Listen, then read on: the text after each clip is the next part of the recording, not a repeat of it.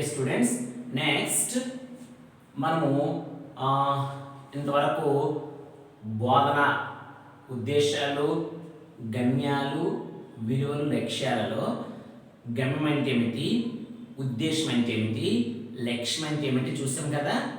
ఇప్పుడు ఉద్దేశానికి లక్ష్యానికి గల భేదం ఏమిటో చూద్దాం. ఓకేనా ఫ్రెండ్స్? Right, okay.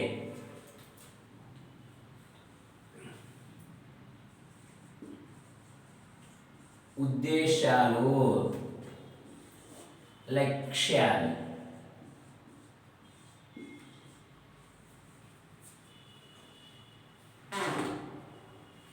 ఉద్దేశాలు, లక్ష్యాలు.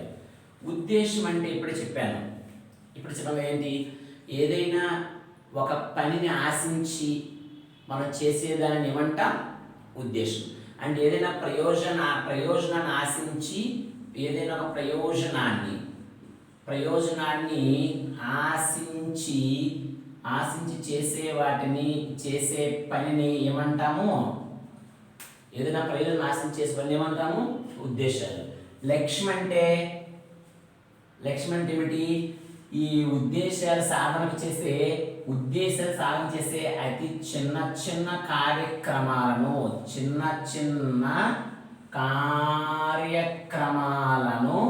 ఏమంటాం? లక్ష్యాలు. ఉద్దేశాలు సాధించడానికి మనం చేసే అతి చిన్న కార్యక్రమాలు ఏమంటాం? లక్ష్యాలు. ఓకే, ఏదైనా ప్రయోజనాన్ని ఆశించి మనం చేసే పని ఏమంటాము? ఉద్దేశం. Okay, right. నెక్స్ట్, ఈ ఉద్దేశాలు ఎక్కడి నుంచి ఏర్పడతాయంటే సమాజ అవసరాల నుంచి ఏర్పడతాయి. ఎక్కడి నుంచి ఏర్పడతాయి? సమాజ అవసరాల నుండి ఏర్పడతాయి. సమాజ అవసరాల నుంచి ఏర్పడతాయి.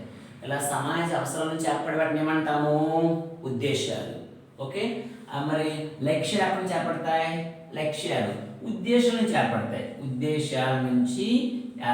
ఉద్దేశాల నుండి ఏర్పడతాయి. అంటే మీ డౌట్ రావచ్చు, సార్ ఉద్దేశాలు గమ్యం నుంచి ఏర్పడతాయి కదా. గమ్యం నుంచి ఏర్పడతాయి. మరియు సమాజ అవసరాలు అంటే సమాజానికి ఏం కావాలి? ఇప్పుడు మన సమాజానికి ఏం కావాలి? అబ్దుల్ కలాం లాంటి మనుషులు కావాలి. లేదా ఏం కావాలి? నీతి నిజాయితీతో ఉన్నటువంటి రాజకీయ నాయకులు కావాలి. ఇవి మన సమాజానికి కావాలి. ఓకేనా? లేకపోతే కరోనాకి వ్యాక్సిన్ కావాలి. ఇవి సమాజం, ఇది మన ఉద్దేశం. కాబట్టి సమాజ అవసరం నుంచి ఏర్పడే ఉద్దేశాలు, లేదా మీరు అనుకున్నట్టే గమ్యం నుంచి ఏర్పడే ఉద్దేశాలు. లక్ష్యాలు అంటే ఉద్దేశం నుంచి ఏర్పడేవి లక్ష్యాలు. ఓకే, నెక్స్ట్, ఇవి క్రియాశీలకంగా ఉంటాయి. ఇవి క్రియాశీలమైనవి. ఎలాంటివి? క్రియాశీలమైనవి. ఇవి అక్రియాశీలమైనవి. అంటే క్రియ అంటే యాక్టివ్, అంటే వీటిని బట్టే విద్యార్థి యాక్టివ్గా ఉంటాడు. ఇవి అక్రియాశీలమైనవి, అంటే విద్యార్థికి మార్గదర్శకం కాదు, అవి చేస్తున్న కూడా అవుతుంటాయి అవి. నెక్స్ట్, ఈ ఉద్దేశాలు వీటిని సాధించవచ్చు లేదా సాధించకపోవచ్చు. వీటిని మాత్రము తప్పక సాధించగలం.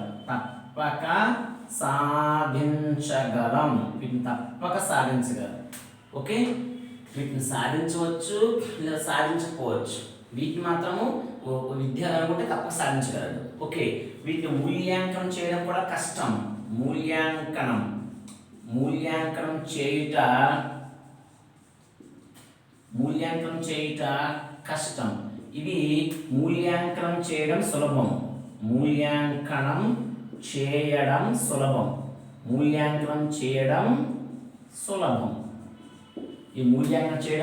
సులభం, ఈ మూల్యాంకనం చేయడము కష్టం.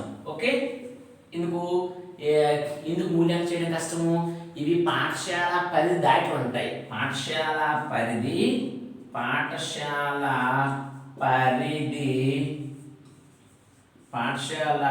దాటి ఉంటాయి. ఇవి పాఠశాల పరిధిలో ఉంటాయి.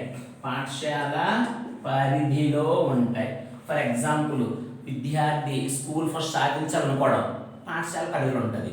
అది జిల్లా ఫస్ట్ సాధించాలనుకోవడం అది పాఠశాల పరిధిలో ఉండదు, మిగిలిన అన్ని పాఠశాల మీద ఉంటుంది. అందుకే ఇవి ఉద్దేశాలు. ఓకే, ఇక్కడ పిల్లవాడు జిల్లా ఫస్ట్ తెచ్చుకోవాలనుకోవడం ఏంటి? ఉద్దేశం. అలాగే మన స్కూల్ ఫస్ట్ వచ్చడం కూడా ఏంటి, లక్ష్యం. లేకపోతే మన మాది శ్రీకాకుళం జిల్లా. శ్రీకాకుళం జిల్లా తలసరి ఆదాయం ఎక్కువగా సాధించాలని కలెక్టర్ అనుకోవడము లక్ష్యం. అది భారతదేశం మొత్తం తలసరి ఆదాయం రావాలని శ్రీకాకుళం జిల్లా కలెక్టర్ అనుకోవడము ఉద్దేశం. ఇందులో అపంచేతులు ఉండదు. కాబట్టి పాఠశాల పరిధిలో ఉండేవి ఉద్దేశాలు, పాఠశాల పరిధి దాటి ఉండేవి పాఠశాల పరిధిలో ఉండేవి లక్ష్యాలు, పాఠశాల పరిధి దాటి ఉండేవి ఉద్దేశాలు. Okay, right. నెక్స్ట్ వీటిని సాధారణ ప్రకటన అంటారు. వీటిని ఏమంటాము, సాధారణ ప్రకటనలు. సాధారణ ప్రకటన అంటారు. వీటిని ఏమంటాము, తక్షణ ప్రకటన అంటాం. వీటిని ఏమంటాము, తక్షణ ప్రకటనలు. ఓకే, నెక్స్ట్ ఒక ప్రయోజనం ఆశించి చేసేవాటిని ఏమంటాం, ఉద్దేశాలు. అది చిన్న చిన్న కార్యక్రమాలు సాధించేవాటిని ఏమంటాం, లక్ష్యాలు. ఇవి సమాజ అవసరం చేర్పడతాయి, ఇవి ఉద్దేశం చేర్పడతాయి. ఇవి క్రియాశీలమైనవి, ఇవి అక్రియాశీలమైనవి. ఇవి సాధించవచ్చు, సాధించకపోవచ్చు. వీటిని తప్పక సాధించగలం. నెక్స్ట్ మూల్యాంకనం చేయడం కష్టం, మూల్యాంకనం చేయడం సులభం. ఇవి పాఠశాల పరిధి దాటి ఉంటాయి, ఈ పాఠశాల పరిధిలో ఉంటాయి.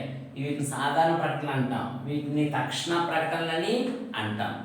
ఓకే, నెక్స్ట్ ఈ ఉద్దేశాలు, లక్ష్యాలు. ఈ ఉద్దేశాలు మొత్తం విద్యా విధానానికి మార్గదర్శకంగా ఉంటాయి. ఇందాక చెప్పాను, ఇవి విద్యార్థి సాధించేందుకు అనువుగా ఉంటాయి.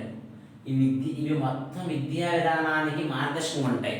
ఈ విద్యార్థి సాధించడానికి అనుకూలంగా ఉంటాయి. ఓకేనా? ఇవి దీర్ఘకాలంలో నెరవేరవచ్చు, ఇవి స్వల్పకాలంలో నెరవేరుతాయి. ఓకే, ఇవి లక్ష్యాలకు మార్గదర్శకంగా ఉంటాయి. ఈ విద్యార్థులను ఇవి చేస్తాయి, విద్యార్థులకి సాధించడానికి ఉపయోగపడతాయి. ఇవి ఉద్దేశాలకు లక్ష్యాలు గల భేదాలు. ఓకే, నెక్స్ట్ కొన్ని నిర్వచనాలు చూద్దాం నాన్న. ఈ నిర్వచనాలు చాలా ఇంపార్టెంట్. ఓకే, ఒకటో నిర్వచనం ఏంటంటే ఎగ్లస్టన్ అనే మహానుభావుడు ఏమన్నాడంటే, అయ్యా ఉద్దేశాలు వ్యూహాలు తెలియజేస్తాయి. ఉద్దేశాలు ఏం తెలియజేస్తాయి? వ్యూహాలను. ఉద్దేశాలు వ్యూహాలను తెలియజేస్తాయి, వ్యూహాలను తెలియజేస్తాయి. ఉద్దేశాలు ఏం చేస్తాయంట? వ్యూహాన్ని తెలియజేస్తాయి. మరియు విద్యార్థుల్ని కార్యసాధకులుగా ఉంచుతాయని చెప్పారు. ఎవరు? ఇతను. Next one John Dewey.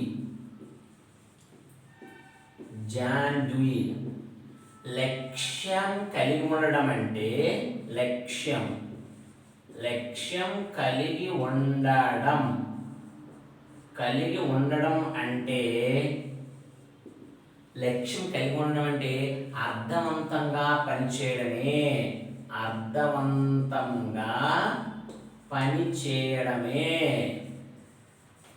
లక్ష్యం కలిగి ఉండడం అంటే అర్థవంతంగా పనిచేయడమే. ఎందుకు? మనకు లక్ష్యం ఉందనుకో, ఆ లక్ష్యం సాధించడానికి ప్రతి పని చేస్తుంటాం, అవునా కదా? కాబట్టి అప్పుడు మనం ఏ పని చేసినా దానికి అర్థం ఉంటుంది, దానికి మీనింగ్ ఉంటుంది. అందుకే జాంటి ఏమన్నాడు? లక్ష్యం కలిగి ఉండడం అంటే అర్థవంతంగా పనిచేయడమే. క్లియర్? నెక్స్ట్ తర్వాత కార్లైల్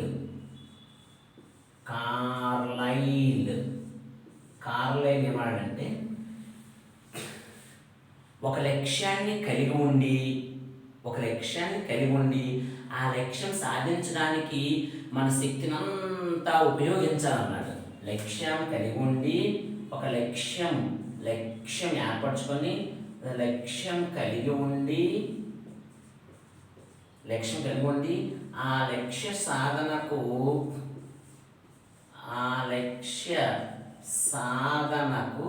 లక్ష్యం కలిగి ఉండి ఆ లక్ష్య సాధనకు మన శక్తినంతా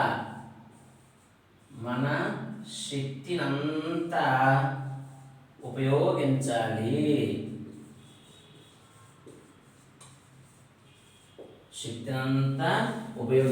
ఇది జేమ్స్ కార్లైల్ చెప్పిన మాట. Next JK Sood.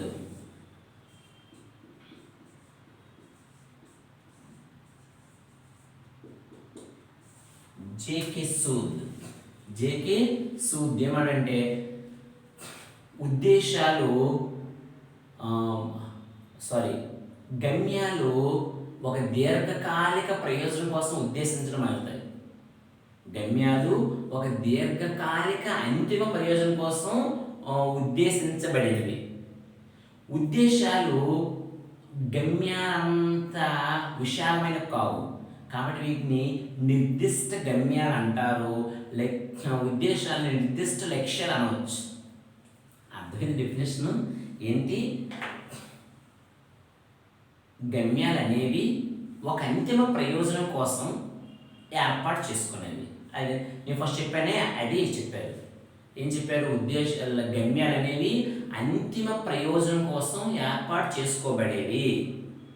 ఉద్దేశాలను నిర్దిష్ట గమ్యాలు అనవచ్చు, మరియు లక్ష్యాలను నిర్దిష్ట ఉద్దేశాలు అనవచ్చు.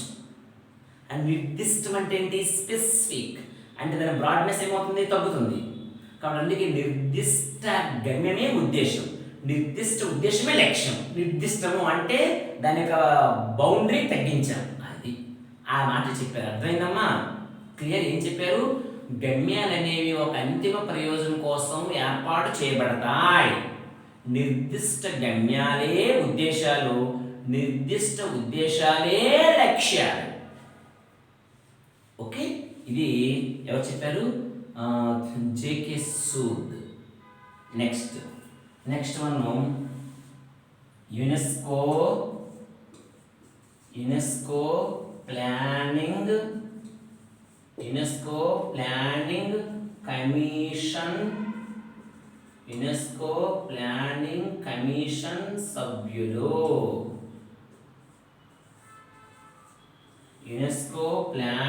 కమిషన్ సభ్యులు. వీరేమన్నా యునెస్కో ప్లానింగ్ కమిషన్ సభ్యులు కాదు, UNESCO handbook for science teach association. UNESCO handbook for science teachers association. UNESCO handbook for science teachers association. ఇదన్నారు అయ్యా, గమ్యాల నుండి ఉద్దేశాలు, ఉద్దేశాల నుండి లక్ష్యాలు ఏర్పడతాయి అని చెప్పారు. గమ్యాల నుండి ఉద్దేశాలు, ఉద్దేశాల నుంచి లక్ష్యాలు ఏర్పడతాయి అని చెప్పారు. ఎవరు? ఈ UNESCO handbook for science teachers association వారు చెప్పారు. Clear all of you? ఇది జేకే సూద్ గారు ఇచ్చినటువంటి నిర్వచనం. ఓకే, జేకే సూద్ గారు ఇచ్చిన నిర్వచనం. ఒకసారి చూడండి, ఈ నిర్వచనం చాలా ఇంపార్టెంట్. ఎగ్లస్టన్ మీరు ఏమన్నారు? ఉద్దేశాలనేవి వ్యూహాన్ని తెలియచేస్తాయి, మరియు ఇవి కార్యసాధకాలు, వీటికి లక్ష్యాలు కార్యసాధకాలు ఉపయోగపడతాయి. ఓకేనా? నెక్స్ట్ జాన్ డ్యూయి గారు, లక్ష్యం కలిగి ఉండడం అంటే మనము అర్థవంతంగా పనిచేయడమే. నెక్స్ట్ కార్లైల్, లక్ష్యాన్ని కలిగి ఉండు, దాన్ని సాధించడానికి నీ శక్తిని అంతా ఉపయోగించు. చూసి ఎంత బాగా చెప్పారు. ఇప్పుడు మనకంటూ ఒక లక్ష్యం ఉంది, ఏంటది? టీచర్ జాబ్ సాధించడం. ఆ లక్ష్యం కలిగి ఉండి ఈ లక్ష్యం సాధించడానికి మన శక్తిని అంతా ఉపయోగించాలి. అంటే 24 hours కష్టపడాలి. ఓకే, నెక్స్ట్ జేకే సూద్ ఏమన్నారంటే, జేకే సూద్ గారు గమ్యాలు అనేవి అంతిమ ప్రయోజనం కోసం ఏర్పాటు చేయబడతాయి. నిర్దిష్ట గమ్యాలనే ఉద్దేశాలు, నిర్దిష్ట ఉద్దేశాలు లక్ష్యాలు. Okay, next UNESCO handbook for science teachers association ఏం చెప్పారు? అయ్యా, గమ్యాల నుంచి ఉద్దేశాలు, ఉద్దేశాల నుంచి లక్ష్యాలు ఏర్పడతాయి అని చెప్పారు. ఇంత మనం చెప్పుకుంటే చూడండి, 50 మార్కులు వేసుకున్నాం కదా, అది క్లియర్ వచ్చినాయి కదా. ఇవి ఉద్దేశాలకి లక్ష్యాలకి భేదాలు. ఓకే, ఇవి మనకి అడుగుతుంటారు. Clear all of you? Next, ఈ లక్ష్యం ఏర్పడడానికి గల ఆధారాలు ఏమిటి? లక్ష్యాలు ఏర్పడడానికి గల ఆధారాలు అంటే మనకు లక్ష్యం ఏర్పడాలి కదా, మరి లక్ష్యం ఏర్పడడానికి మన ముందరుండే ఆధారాలు ఇప్పుడే మనం చూద్దాం. ఓకేనా ఫ్రెండ్స్? క్లియర్?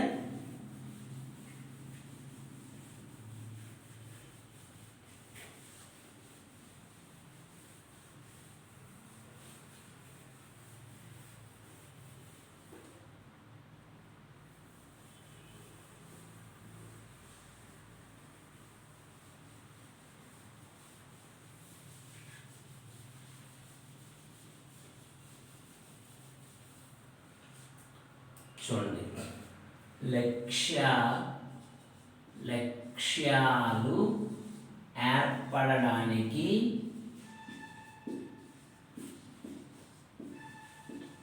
గల ఆధారాలు.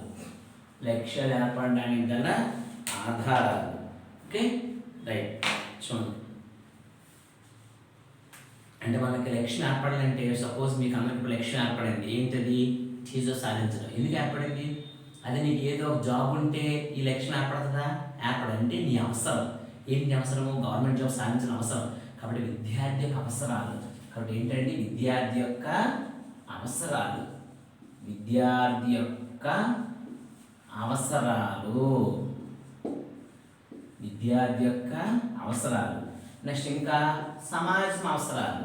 సమాజం యొక్క అవసరాలు. సమాజం యొక్క అవసరాలు ఏంటి? విద్యార్థి యొక్క అవసరాలు మరియు సమాజం యొక్క అవసరాలు మరియు పాఠ్యాంశ స్వభావము. పాఠ్యాంశ స్వభావం అంటే ఆ పాఠం యొక్క స్వభావం. ఆ పాఠం ఎలాంటి ఇతివృత్తం కలిగి ఉన్నదా, లేదా చరిత్ర కలిగి ఉన్నదా, లేకపోతే భవిష్యత్ అవసరాలకు ఉపయోగపడేదా, వర్తమాన అవసరం సంబంధించినదా, ఏమిటి? ఇది ఇక్కడ విద్యార్థి యొక్క అవసరాలు, సమాజం యొక్క అవసరాలు, పాఠ్యాంశ స్వభావము మరియు పరిధి. ఓకే, అవి లక్ష్యం యొక్క ప్రాముఖ్యత. ఇవి లక్ష్యం ఏర్పడడం గల ఆధారాలు. ఓకే, విద్యార్థి యొక్క అవసరాలు, సమాజం యొక్క అవసరాలు, పాఠ్యాంశ స్వభావము, పరిధి. ఓకే, నెక్స్ట్ ఈ లక్ష్యాల్లో రాయడంలో గల నియమాలు, లక్ష్యాల ఎంపిక, లక్ష్యాల యొక్క లక్షణాలు. లక్ష్యాల యొక్క లక్షణాలు.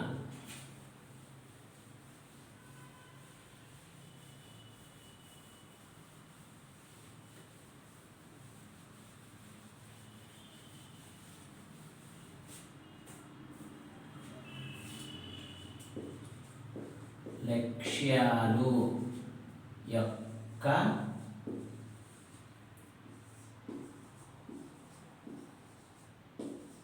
లక్షణాలు. లక్ష్యాల యొక్క లక్షణాలండి. ఓకే, చూద్దాం. ఒకటి లక్ష్యాలు సాధించేందుకు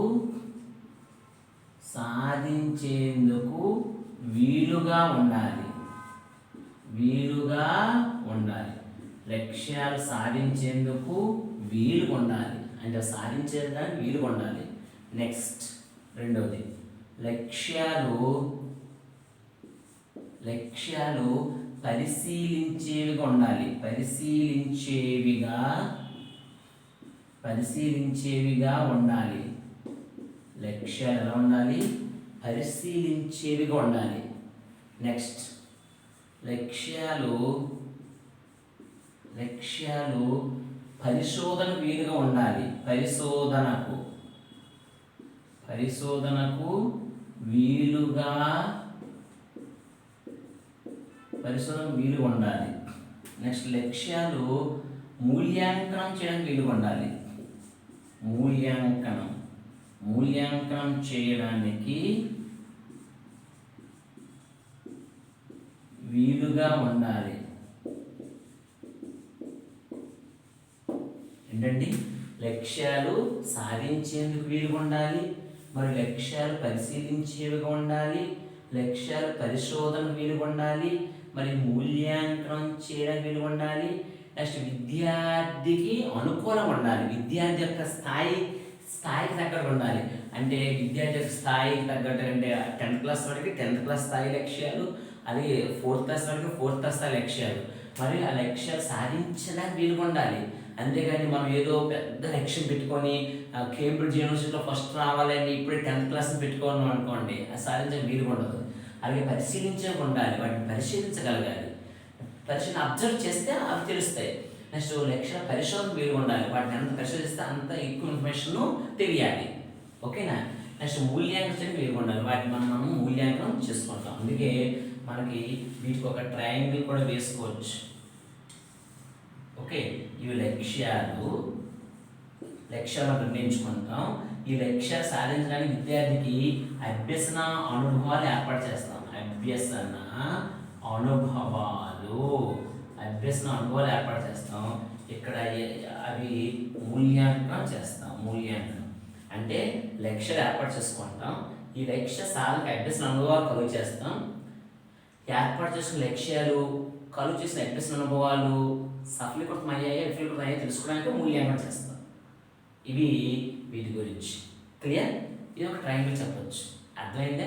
ఫస్ట్ ఈరోజు నేను యాక్షన్ తయారు చేయడం అనే పాఠం చెప్పాలి అంటే పిల్లలకి ఏం రావాలా, పిల్లవాళ్ళకి ఏం రావాలి అంటే ఓహో నేను యాక్షన్ గురించి జ్ఞానం అందిస్తాను, యాక్షన్ ఎలా తయారు చేయాలో అవగాహన చేసుకుంటారు అనుకుని వెళ్తాను. 2 లక్ష్యాలు పెట్టుకుంటాను. ఇప్పుడు నాకు అభ్యసన వాళ్ళకి ఏం కలుగు చేస్తాను, టెక్స్ట్ బుక్ ఇస్తాను, చదవమంటాను. అలాగే నేను ప్రయోగం చేసి చూపిస్తాను, పిల్లలు కూడా ప్రయోగం చేసి చూస్తారు. ఇవి అభ్యసన అనుభవాలు. ఓకేనా. ఇప్పుడు నేను చేసిన అభ్యసన అనుభవాలు బాగున్నా లేదా లక్ష్యం నెరవేరు తెలియడానికి మూల్యాంకనం అంటే ప్రశ్నలు అడుగుతాను. ఇది క్లియర్ అర్థమైంది కదా. రైట్. ఇది లక్ష్యాలు, అభ్యసన అనుభవాలు, మూల్యాంకనం. ఇవి లక్ష్యాల లక్షణాలు ఇవ్వండి. ఓకేనా. లక్ష్యాల యొక్క లక్షణాలు. మరి ఈ లక్ష్యాలను మనం 2 రకాలుగా చెప్పవచ్చు. ఓకే. లక్ష్యాలు 2 రకాలు. ఓకేనా. చూద్దాం. చూడండి.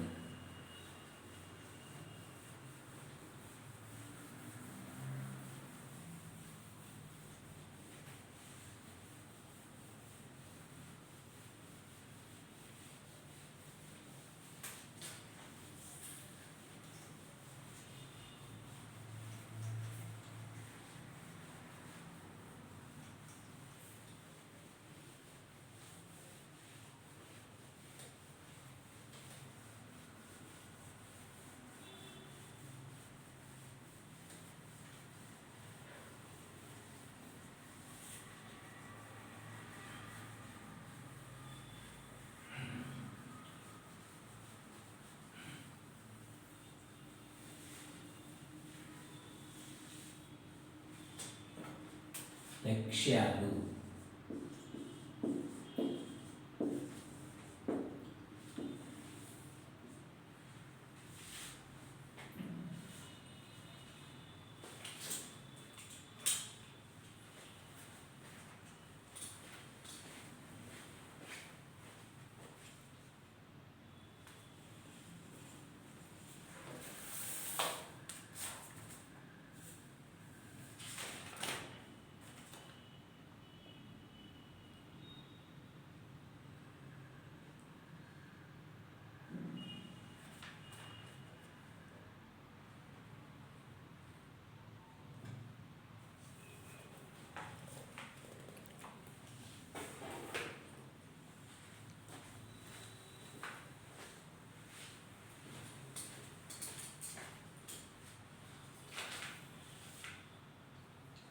వైయక్తిక లక్షణాలు,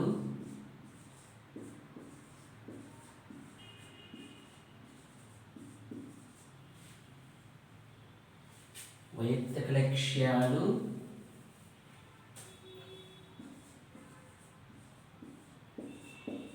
రెండోది సామాన్య లక్ష్యాలు.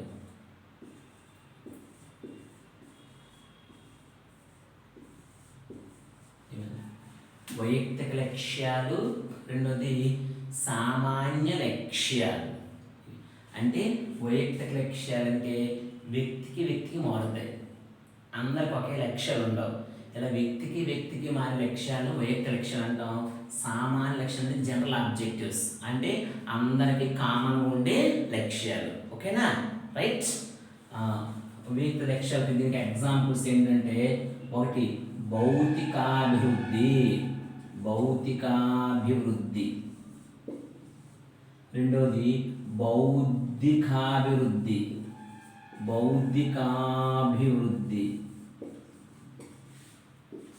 ఓకే. భౌతికాభివృద్ధి, రెండోది బౌద్ధిక అంటే ఇంటలెక్చువల్ డెవలప్మెంట్. ఓకే. నెక్స్ట్ నైతికాభివృద్ధి.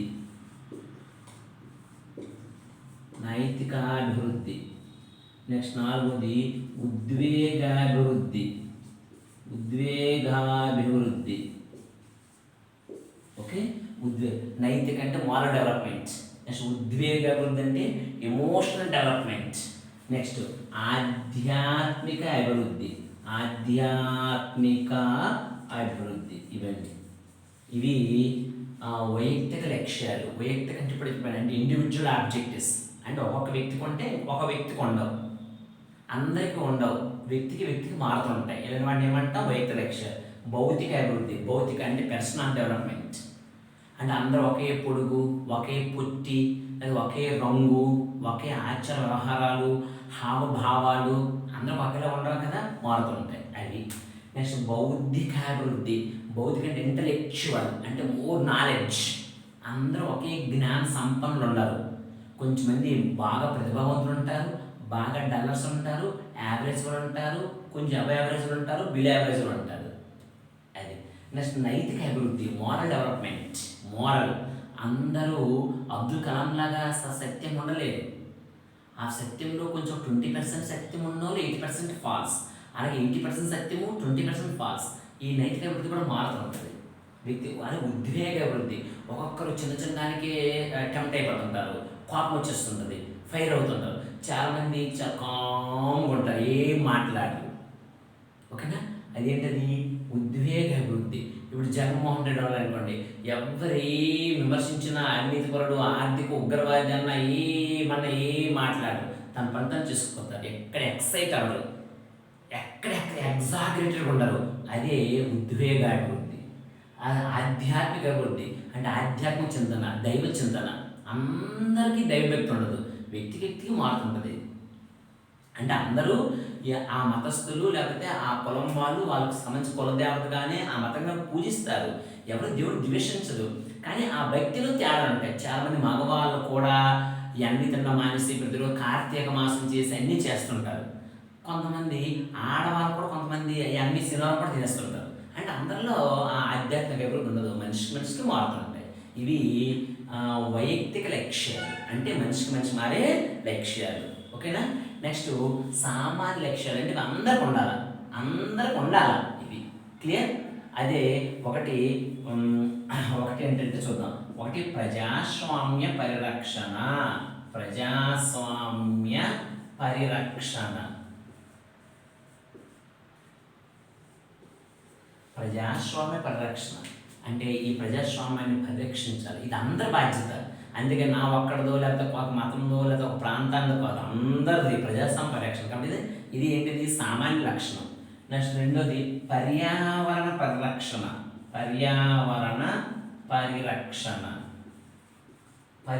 ఈ పర్యావరణం కూడా అందరూ మన పర్యావరణాన్ని కాపాడాలి, ఎవరు నాశనం చేయకూడదు. అంటే ఇక్కడ ఎవరో కొంతమంది చేస్తారులే అనుకుంటే అవధి. అందరం వల్ల ఉమ్మడి ఫలితం. ఇక్కడ ఉమ్మడి కోఆపరేషన్, ఇక్కడ ఉమ్మడి ఉంటేనే అది అవుతుంది. అందుకే పర్యావరణ పరిరక్షణ, అలాగే ప్రజాస్వామ్య పరిరక్షణ. ఓకే. నెక్స్ట్ ప్రపంచీకరణ అంటే గ్లోబలైజేషన్. ఇది కూడా అందరిది, ఏ ఒక్కడిది నా ఒక్కడిది ప్రపంచం కాదు కదా, అందరూ ఉంటేనే ప్రపంచం. ప్రపంచీకరణ. అలాగే ఆధునీకరణ అంటే మోడర్నైజేషన్. అంటే ఏదో ఒక ప్రాంతంలో లేదా ఉత్తర భారతదేశంలో వాళ్ళు లేదా ఈశాన్య రాష్ట్రంలో వాళ్ళు వీళ్ళు ఒక్కలే వ్యవసాయం ఆధునిక పనిముట్లు లేకపోతే మంచి మెడిసిన్స్, మంచి ఇన్స్టిట్యూట్స్ వీళ్ళు డెవలప్ అయితే కాదు, అందరూ డెవలప్ అవ్వాలి. అండ్ భారతదేశంలో ఉన్న అన్ని ప్రాంతాల వారు అన్ని ఏరియాల వారు డెవలప్ అవ్వాలి, అప్పుడే ఆధునీకరణ. కానీ ఆధునికీకరణ, ప్రపంచీకరణ, నెక్స్ట్ ప్రజాస్వామ్య పరిరక్షణ, అలాగే పర్యావరణ పరిరక్షణ, అలాగే జాతీయ సమైక్యత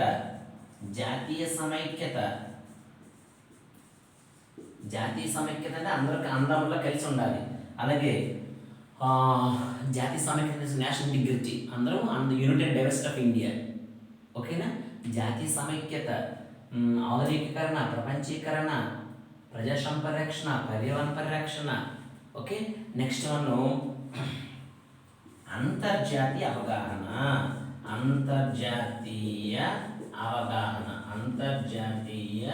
అవగాహన. అంటే అందరికీ ఉంటుంది.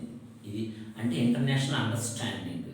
ఓకే. ఇవి సామాన్య లక్షణాలు, ఇది సామాన్య లక్ష్యాలు ఇవంటేమో వైయక్తిక లక్ష్యాలు. ఇది చాలా ఇంపార్టెంట్. రేపు మనకి ఎగ్జామ్ అడుగుతారు, ఈ కింద వాళ్ళు వైయక్తిక లక్ష్యం కానిది ఏది అంటాడు. ఈ కింద వాళ్ళు వైయక్తిక లక్ష్యం కానిది ఏది, లేకపోతే కింద వాళ్ళలో సామాన్య లక్ష్యం కానిది ఏది, లేకపోతే కింద వాళ్ళలో సామాన్య లక్ష్యం ఏది, ఈ కింద వాళ్ళలో వైయక్తిక లక్ష్యం ఏది అంటాడు. Clear students? రైట్. ఇవి లక్ష్యాలు వాటిలో గల రకాలండి. ఓకే, నెక్స్ట్ టాపిక్కి మనం మళ్ళా వెళ్దాం. ఓకే.